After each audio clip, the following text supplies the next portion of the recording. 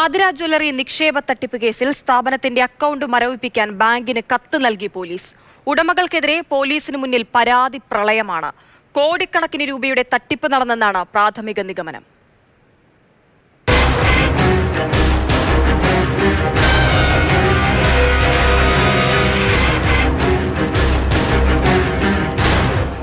പള്ളിപ്പുറം സ്വദേശികളും സ്ഥാപനത്തിന്റെ ഉടമകളുമായ Antony, Johnson, Joby, Joseph എന്നിവരെ കഴിഞ്ഞ രാത്രിയാണ് സെൻട്രൽ പോലീസ് അറസ്റ്റ് ചെയ്തത്. തുടർന്ന് പ്രതികളെ അന്വേഷണ സംഘം വിശദമായി ചോദ്യം ചെയ്തു. സ്വർണ്ണക്കുറി, സ്വർണ്ണവായ്പ, പണനിക്ഷേപം എന്നിങ്ങനെയുള്ള പദ്ധതികളിലായി നിരവധി പേരിൽ നിന്ന് ലക്ഷങ്ങൾ ഇവർ കൈക്കലാക്കി. തുടർന്ന് പണവും സ്വർണവും മറ്റും തിരിച്ചു നൽകിയില്ലെന്നാണ് പരാതി. സ്വകാര്യ ബാങ്കിൽ നിന്ന് വൻതുക വായ്പയെടുത്തെന്നും തിരിച്ചടവ് മുടങ്ങിയതിനെ തുടർന്ന് ബാങ്ക് നടപടി വന്നെന്നും പ്രതികൾ പോലീസിന് മൊഴി നൽകി. ഇതോടെ പ്രതിസന്ധിയിലായെന്നാണ് വാദം. ഉടമകൾ പിടിയിലായതോടെ സ്ഥാപനത്തിനെതിരെ പരാതി പ്രളയമാണ്.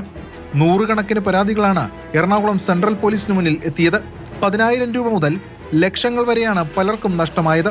കോടിക്കണക്കിന് രൂപയുടെ തട്ടിപ്പ് നടന്നെന്നാണ് പ്രാഥമിക നിഗമനം. വിവാഹാവശ്യത്തിനും മറ്റും നിക്ഷേപിച്ചവരാണ് തട്ടിപ്പിനിരയായവരിൽ അധികവും.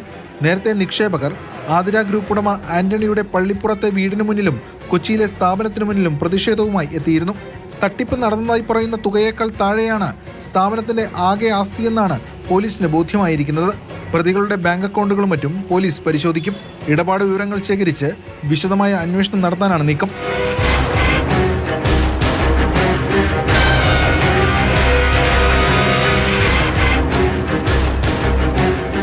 മാതൃഭൂമി ന്യൂസ്, കൊച്ചി.